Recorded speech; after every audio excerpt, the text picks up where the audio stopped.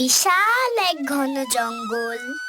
সেই জঙ্গলের ঠিক এক কোণে একটা খুব সুন্দর আর সাজানো বাগান ছিল।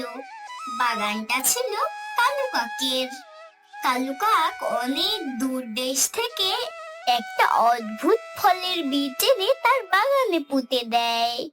ফলটা দেখতে ভারী সুন্দর, টকটকে গোলাপি আর লাল রঙের খোসা, আর তার গায়ে সবুজ রঙের ছোট ছোট নকশা।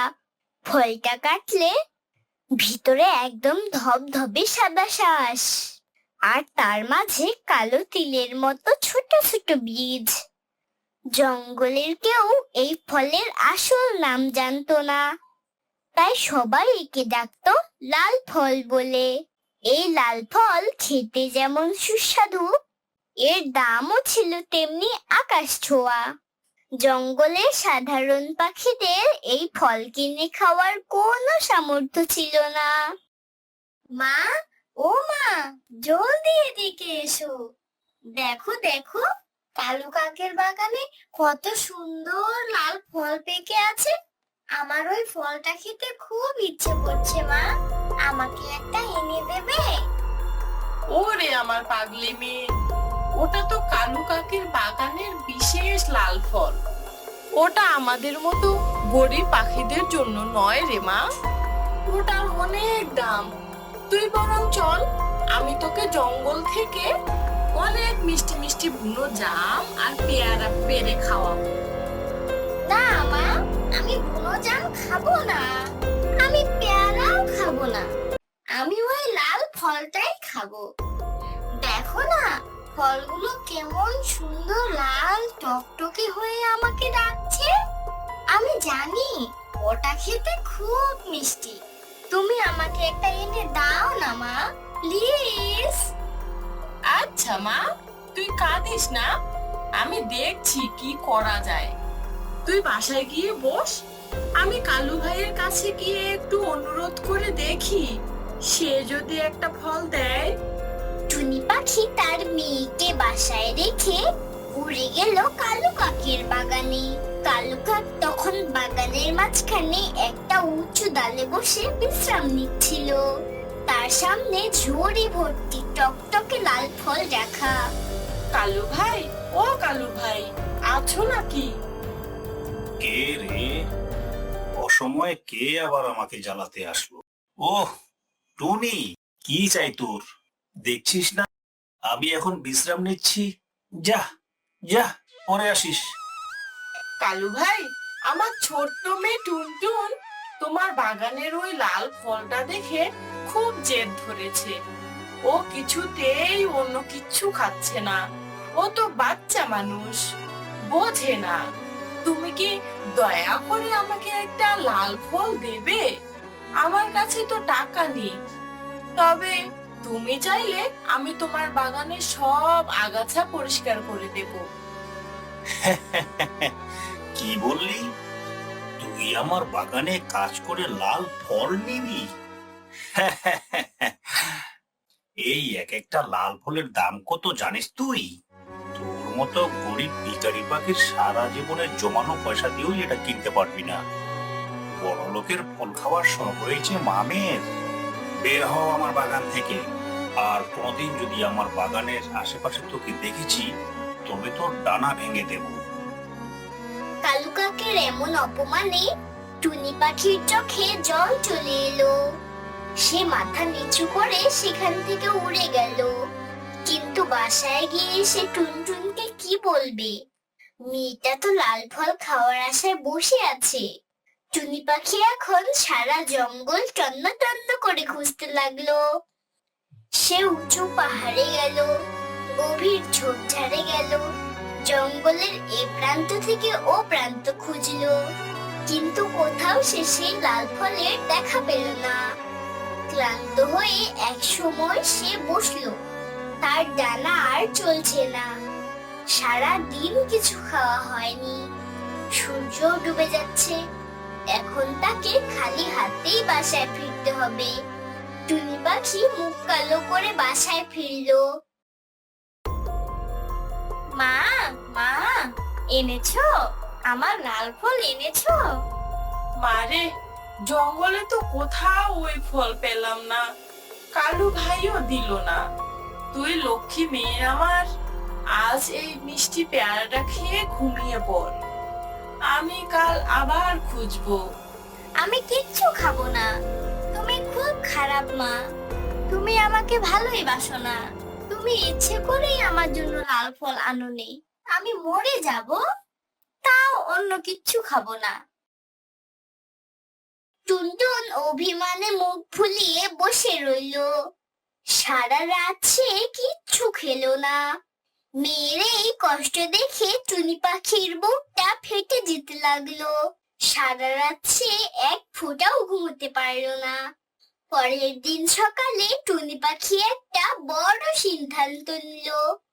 সে শুনলো অনেক দূরের শহরে বড় বাজারে এই লাল ফল বিক্রি হয়। সে ভাবলো যেভাবেই হোক আজ সে তার মেয়ের জন্য লাল ফল আনবে। শহরের বাজারে গিয়ে সে বিক্রি করে হলেও মেয়ের মুখে হাসি ফোটাবে। টুনি পাখি অনেক পথ পেরিয়ে শহরের বড় বাজারে বের হলো। সেখানে কত বড় বড় দোকান। একটা দোকানে দেখলো একটা মোটা টিয়া পাখি অনেকগুলো লাল ফল সাজিয়ে বসে আছে। দিদি, ও টিয়া দিদি, আমাকে একটা লাল ফল দেবে? আমার মেয়েটা জেদ ধরে 2 দিন ধরে না খেয়ে আছে, আমার কাছে কোনো টাকা নেই, আমাকে একটা ফল দাও, আমি সারা মাস তোমার দোকান পরিষ্কার করে দেব। আরে যা যা, কোথা থেকে জঙ্গলে ভিখারি পাখি চলে এসেছে, এটা কি তোর খয়রাতি খানা পেয়েছিস? এই লাল ফল শহরের বড় লোকেরা কিনে খায়, তোর মতো গরিব ফকিন্নির জন্য এগুলো নয়। যা ভাগ এখান থেকে, না হলে কিন্তু দারোয়ান ডাকবো। বাজারের সবাই টুনি পাখিকে দূর দূর করে তাড়িয়ে দিল। কেউ তার চোখের জল বুঝলো না। টুনি পাখি বুঝতে পারলো এই পৃথিবীতে গরিবের কষ্টের কোনো দাম নেই। সে কাঁদতে কাঁদতে বাজারের এক কোণে পড়ে রইল। হে সৃষ্টিকর্তা, কেন আমাকে এত গরিব করে বানালি? আমার মেয়েটা তো না খেয়ে মরেই যাবে, আমি এখন কোন মুখে ওর কাছে গিয়ে দাঁড়াবো? আমার তো আর বেঁচে থেকেই কোনো লাভ নেই। টুনি পাখি যখন হতাশায় ভেঙে পড়ে বাড়ির দিকে যাচ্ছিল, তখন হঠাৎ জঙ্গলের আবহাওয়া খারাপ হতে লাগলো। আকাশ একদম কালো মেঘে ঢেকে গেল। শুরু হলো ভয়ঙ্কর কালবৈশাখী ঝড় আর তুমুল বৃষ্টি। বনের বড় বড় গাছ বাতাসে ভেঙে পড়তে লাগলো। টুনি পাখি কোনো মতে একটা পাথরের আড়ালে আশ্রয় নিল। এদিকে কালু কাকের বাগানে তখন মহা বিপদ। ঝড়ের তাণ্ডবে তার লাল ফলের গাছগুলো সব উপড়ে যেতে লাগলো। কালু কাক তার প্রাণের চেয়েও বেশি ভালোবাসতো ওই লাল ফলগুলোকে। তাই সে নিরাপদ জায়গায় না গিয়ে বাগানেই ফলগুলো বাঁচানোর চেষ্টা করেছিল। হঠাৎ একটা গাছের বড় ডাল মরমর করে ভেঙে পড়লো কালু কাকের উপরে। ওরে বাবরে, মরে গেলাম রে। কে আছিস? আমাকে বাঁচাও, আমার ডানা ভেঙে গেল রে। আমি রে আর উঠতে পারছি না, জঙ্গলটা তোর বন্যায় ডুবে যাচ্ছে রে। আমি তো এই জলেই ডুবে মারা যাব। কালু কাকের চিৎকার কেউ শুনতে পেল না। ঝড়ের ভয়ে সবাই যার যার ঘরে লুকিয়ে আছে। কিন্তু টুনি পাখির কানে সেই চিৎকার গেল। টুনি পাথরের আড়াল থেকে দেখলো কালু কাক একটা বিশাল ডালের নিচে আটকা পড়েছে এবং বন্যার জল আস্তে আস্তে তার দিকে এগিয়ে আসছে। টুনি প্রথমে ভাবলো কালু ভাইটা তাকে অনেক অপমান করেছে, তার মেয়েটি ফল দেয়নি, তাই ওর এমন শাস্তি উচিত। কিন্তু পরক্ষণে তার ভালো মন জেগে উঠল। সে ভাবলো বিপদগ্রস্তকে সাহায্য করাই আসল ধর্ম। টুনি পাখি নিজের জীবনের মায়া ত্যাগ করে এই ভয়ঙ্কর ঝড়ের মধ্যে উড়ে গেল কালু কালু কাকের কাছে। টুনি, তুমি এখানে? তুমি ফিরে যাও টুনি, না হলে তুমি ওই ঝড়ে মারা পড়বে। চুপ করো কালু ভাই, আমি তোমাকে ফেলে কোথাও যাব না।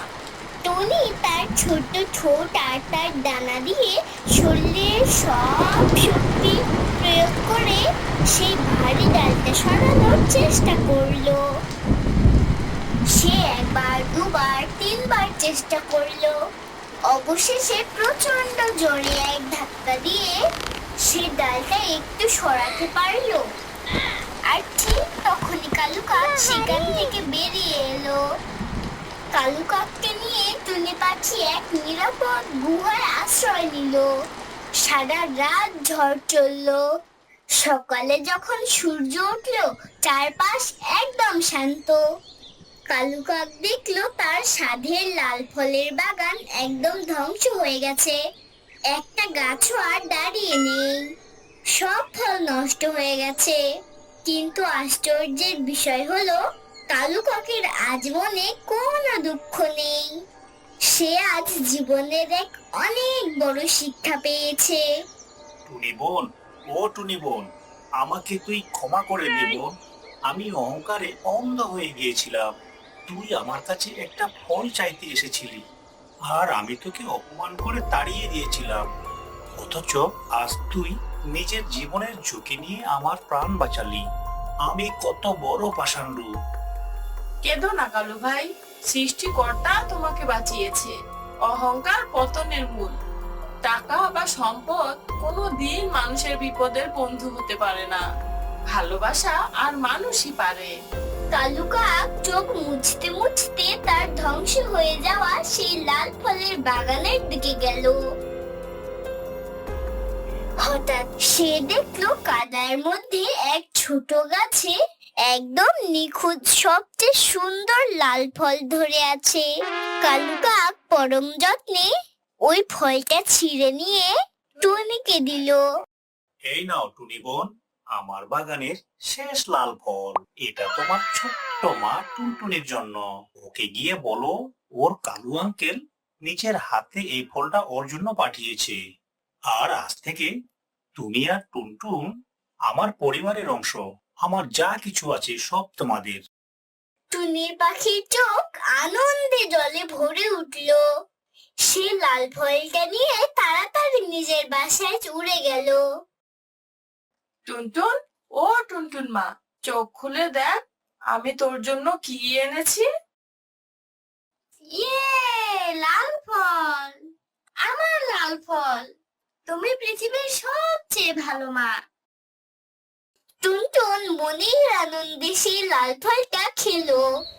সে বুঝতে পারলো মায়ের ভালোবাসার চেয়ে মিষ্টি পৃথিবীতে আর কিছুই নেই। এরপর থেকে কালু কাক সম্পূর্ণ বদলে গেল। সে টুনি পাখির সাহায্যে আবার নতুন করে বাগান তৈরি করলো। কিন্তু এবার আর সে স্বার্থপর হলো না। জঙ্গলের সব পাখির জন্য তার লাল ফলের দরজা খোলা থাকলো। আর টুনি, টুনটুন আর কালু কাক একসাথে সুখে শান্তিতে জঙ্গলে বসবাস করতে লাগলো। হ্যালো বন্ধুরা, যদি ভিডিওটি ভালো লেগে থাকে তাহলে ভিডিওটিকে লাইক করো, কমেন্ট করো আর মজার মজার ভিডিও পেতে চ্যানেলটিকে সাবস্ক্রাইব করে আমাদের পাশেই থাকো। Tata, bye bye.